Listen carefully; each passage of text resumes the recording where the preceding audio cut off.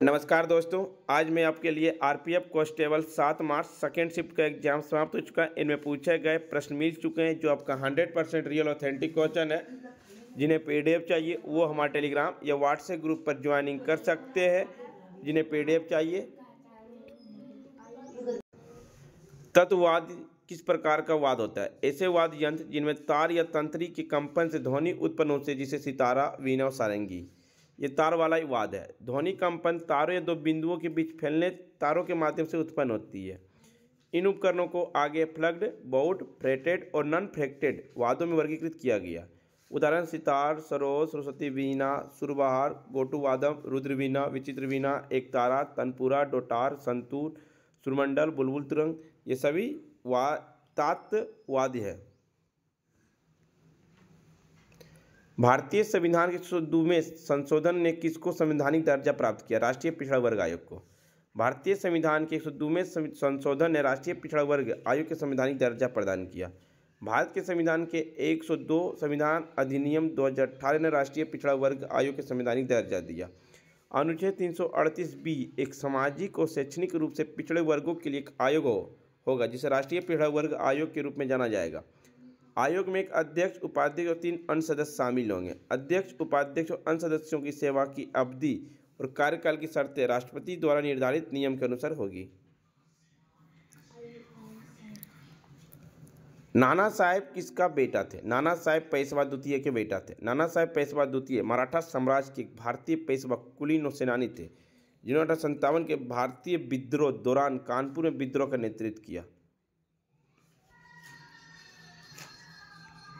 शिवाजी भोसले, उन्हें छत्रपति शिवाजी के रूप में जाना जाता है, एक भारतीय शासक और भोसले मराठा कबीले के सदस्य। शिवाजी ने बीजापुर की गिरती हुई आदिल शाही सल्तनत के एकलम बनाए, जिसने मराठा साम्राज्य की उत्पत्ति का गठन किया गया। बालाजी विश्वनाथ भट्ट, उन्हें श्रीमंत पेशवा बालाजी विश्वनाथ के नाम से जाना जाता है, जो वंशानुगत पेशवा की एक श्रृंखला के पहले थे। वे भट्ट परिवार से, जिन्होंने 18वीं शताब्दी के दौरान मराठा साम्राज्य पर प्रभावी नियंत्रण प्राप्त किया। बाजीराव प्रथम, उनका जन्म विसाजी के रूप में हुआ, जिन्होंने बाजीराव बल्ला के नाम से जाना जाता है। वे मराठा साम्राज्य के 7वें पेशवा थे। अपने 20 साल की सैन्य करियर में वे कभी भी एक लड़ाई नहीं हारे और व्यापक रूप से सर्वश्रेष्ठ भारतीय घुड़सवार सेना के जनरल माने जाते हैं। सरदार सरोवर बांध किस नदी पर बनाया गया? नर्मदा नदी पर। सरदार सरोवर बांध का निर्माण 2017 में नर्मदा नदी पर बनाया गया था। सरदार सरोवर परियोजना भारत के 4 प्रमुख राज्य महाराष्ट्र, मध्य प्रदेश, गुजरात, राजस्थान को कवर करने वाली सबसे बड़ी जल संसाधन परियोजना में से एक है। डैम की सिंपल वे डिस्चार्जिंग क्षमता 30 लाख 7 क्यूसेक दुनिया की तीसरी सबसे बड़ी अधिक होगी। नर्मदा मुख्य नहर दुनिया की सबसे बड़ी सिंचाई नहर होगी। यह बांध भारत का तीसरा सबसे ऊंचा कंक्रीट बांध 163 मीटर। पहले 2 भाखड़ा 226 मीटर, हिमाचल प्रदेश और उत्तर प्रदेश की लखवार 192 मीटर है। गुरुत्वाकर्षण बांधों के लिए शामिल कंक्रीट की मात्रा के संदर्भ में यह बांध दुनिया के दूसरे सबसे बड़े के रूप में रैंकिंग करेगा। पहला संयुक्त राज्य अमेरिका में ग्रैंड काम्पल डैम है। किसने शक को हराया था? शक शासक को गुप्त वंश के सम्राट चंद्रगुप्त द्वितीय ने विक्रमादित्य ने हराया था। उन्होंने पश्चिमी क्षत्रपोष को पराजित किया और विशेष रूप से महाक्षेत्र रुद्रसेन द्वितीय को हराकर मालवा, गुजरात और सौराष्ट्र के क्षेत्र को अपने साम्राज्य में ला लिया। इस विजय के बाद उन्होंने विक्रमादित्य की उपाधि धारण की। सातवाहन राजवंश 60 ईसा पूर्व से 225 ईस्वी तक। सिमुक सातवाहन वंश के संस्थापक था। गुंटूर जिले में अमरावती के पास धरीकोटा में सिमुक की पहली राजधानी थी। बाद में उसने अपनी राजधानी प्रतिष्ठान में हस्तांतरित कर दिया। हाला वह सातवाहन वंश के 17वां शासक था। हाला प्रकृत में गाथा सप्तशती या षट्शती के लेखक थे। इस पाठ में प्रेम गीता शामिल है। गौतमीपुत्र सतकर्णी या सातवाहन वंश का 23वां शासक था। उसकी उपलब्धि उल्लेख उसकी माता गौतमी ने नासिक शिलालेख में किया।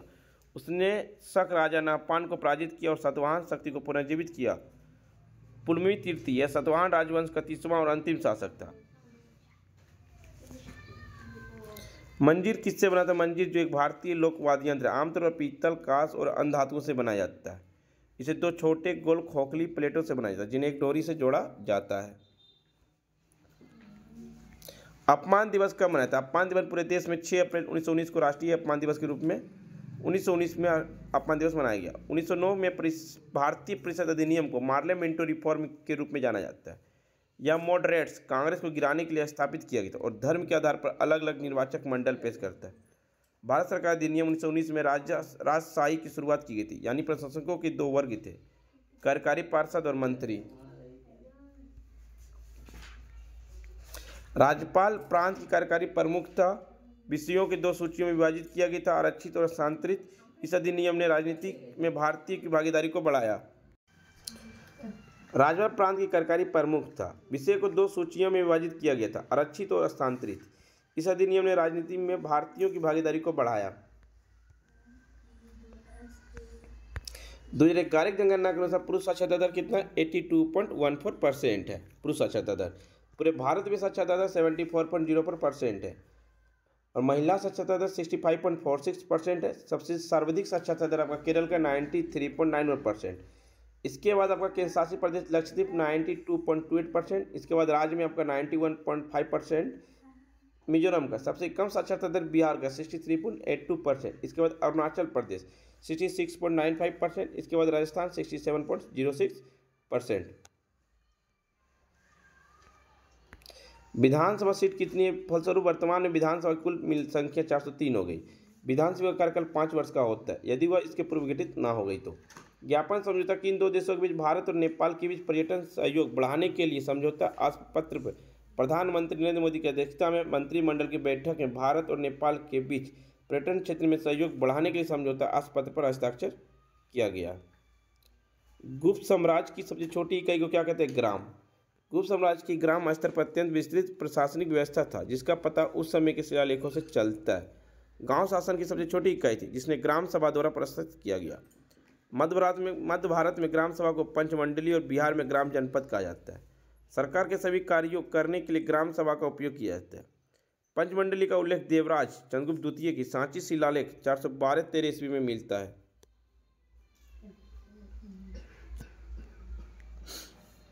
अष्टकुलाधिकार 8 कुलाधिकार भूमि संबंधी कर विक्रय का अधिकारी तथा ग्रामीण प्रशासन एवं वित्तीय प्रशासन माध्यम संबंधित स्थापित करने के लिए भी इसका प्रयोग किया जाता है। ग्राम पंचायत के सबसे पुराने सदस्य ग्रामीण गांव का मुखिया कुटुंबिक परिवार का सदस्य। चंद्रगुप्त प्रथम 320 से 330 ईस्वी तक शासन किए। गुप्त वंश के शासक श्रीगुप्त थे। चंद्रगुप्त और महारधिराज राजाओं के महाराजा कहे जाने वाले पहले व्यक्ति थे। लिच्छवी के साथ वैवाहिक गठबंधन द्वारा अपनी स्थिति को मजबूत की। उन्होंने उस परिवार की राजकुमारी कुमारी देवी से विवाह किया। इसके गुप्ता परिवार की शक्ति और प्रतिष्ठा में इजाफा हुआ।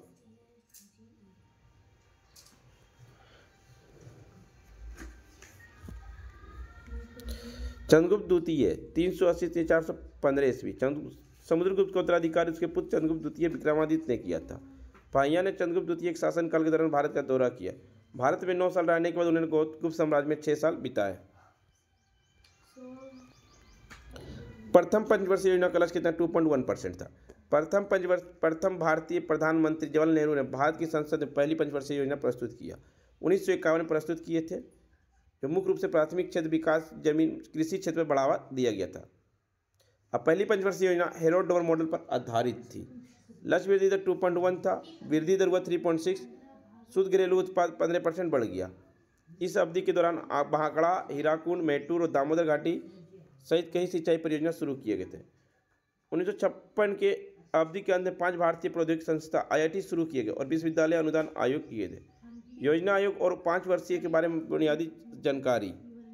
योजना आयोग की स्थापना 1905। योजना के प्रमुख प्रधानमंत्री।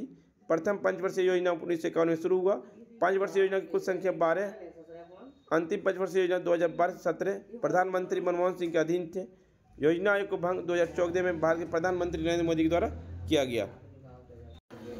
सतपुड़ा पर्वतमाला से कौन सी नदी निकलती है? सतपुड़ा पर्वतमाला से नर्मदा ताप्ती नदी निकलती है। नर्मदा नदी मेकाल पर्वत के अमरकंटक पहाड़ से और ताप्ती नदी सतपुड़ा पर्वत भाग से निकलती है। ताप्ती नदी की उत्पत्ति मध्य प्रदेश के बेतुला जिले मुल्ताई से सतपुड़ा पर्वत की श्रृंखला से हुई है। ताप्ती नदी का वास्तविक नाम ताप्ती नदी है, प्रायद्वीपीय भारत की प्रमुख नदियों में से है। इसकी लंबाई 724 किलोमीटर है। स्रोत सतपुड़ा पर्वत श्रृंखला मुआना खंबात की खाड़ी अरब सागर में। नर्मदा अमरकंटक का पठार मध्य प्रदेश, खंबात की खाड़ी अरब सागर में। ब्रह्मपुत्र हिमालय की कैलाश पर्वतमाला, गंगा बंगाल की खाड़ी। गोदावरी में त्र्यंबकेश्वर महाराष्ट्र से निकलती है, बंगाल की खाड़ी में गिरती है। बंगाल की खाड़ी में गिरने वाली नदियाँ महानदी, गोदावरी, कृष्णा और कावेरी। पश्चिम में और गंगा और उत्तर में ब्रह्मपुत्र। अरब सागर में गिरने वाली नदियां नर्मदा, तापी, सिंधु, साबरमती, पूर्णा। पंचतंत्र पुस्तक के लेखक कौन है? विष्णु शर्मा। इसे 200 ईसा पूर्व के आसपास लिखा गया। यह सबसे पुराने जीवंत ग्रंथों में से एक है। पंचतंत्र का अन्य भाषा जैसे फारसी, सीरियाई और अरबी भाषा में अनुवाद किया गया था। विष्णु शर्मा एक भारतीय विद्वान थे। कालिदास एक संस्कृत लेखक जिनके प्रसिद्ध रचना अभिज्ञान शाकुंतलम, मेघदूतम, रघुवंश आदि शामिल है। वाल्मीकि सबसे प्रसिद्ध लेखकों में से एक था। उनकी सबसे प्रसिद्ध रचना रामायण भी शामिल है। इस हर्ष 12वीं शताब्दी के संस्कृत कवि और दार्शनिक थे। उनकी प्रसिद्ध रचनाओं नौशाद चरित्र आदि भी शामिल है। इंदिरा गांधी इमरजेंसी कितने महीने तक लगाई? इंदिरा गांधी द्वारा लगाई गई इमरजेंसी 25 जून 1975 को शुरू होकर 21 मार्च 1970 तक यानी कुल 21 महीने तक चली थी। 25 जून 1975 को शुरू हुआ, समाप्त कब हुआ? 21 मार्च 1970 को। कितने महीने? 21 महीने। लगाए गए प्रधानमंत्री राष्ट्रपति फखरुद्दीन अली अहमद थे इंदिरा गांधी की सिफारिश पर। किस अनुच्छेद के तहत? अनुच्छेद 352 के तहत। मौलिक कर्तव्य के समय भारत के प्रधानमंत्री कौन थे? इंदिरा गांधी। इंदिरा गांधी भारतीय इतिहास की एक महत्वपूर्ण अवधि के दौरान प्रधानमंत्री के रूप में कार्य किया। 1966 से 77 तक, फिर 1980 से 84 तक पद पर रही। उनके नेतृत्व में अवधि के दौरान विशेष रूप से आपातकाल दौरान मौलिक कर्तव्य को भारतीय संविधान में शामिल किया गया। उनके नेतृत्व में भारत में हरित क्रांति, कारखाना आत्मनिर्भरता की हासिल की, जिसने उच्च उपज वाले फसलों, आधुनिक कृषि पर शुरुआत किया गया। उनके कार्यकाल के दौरान भारत ने पाकिस्तान के खिलाफ 1971 में युद्ध जीता, जिससे बांग्लादेश का निर्माण हुआ।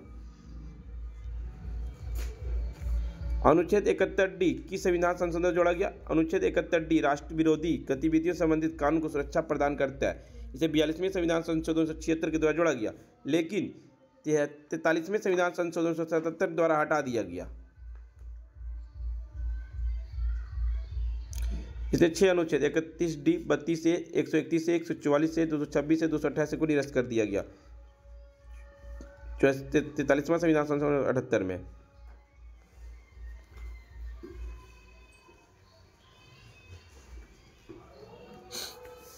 थर्ड परियोजना का लक्ष्य क्या था?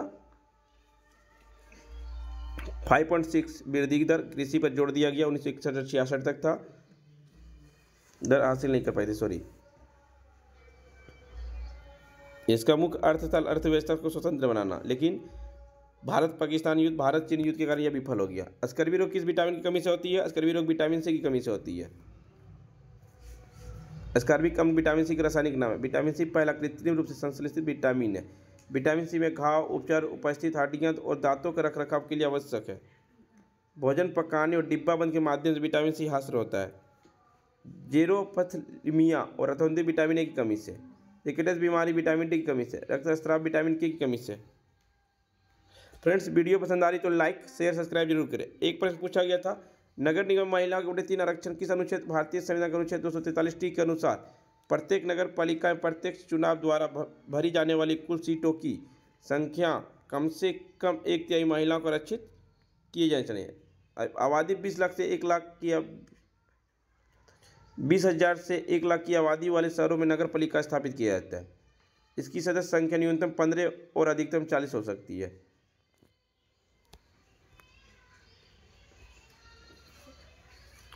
एक तक कौन से 2 देशों के बीच असैन्य परमाणु समझौता हुआ? तो भारत और संयुक्त राज्य अमेरिका के बीच। फ्रेंड्स, वीडियो पसंद आई तो लाइक, शेयर, सब्सक्राइब जरूर करें। PDF पाने के लिए टेलीग्राम या व्हाट्सएप ग्रुप पर ज्वाइनिंग कर सकते हैं। मिलते हैं नेक्स्ट वीडियो में। जय हिंद, जय भारत।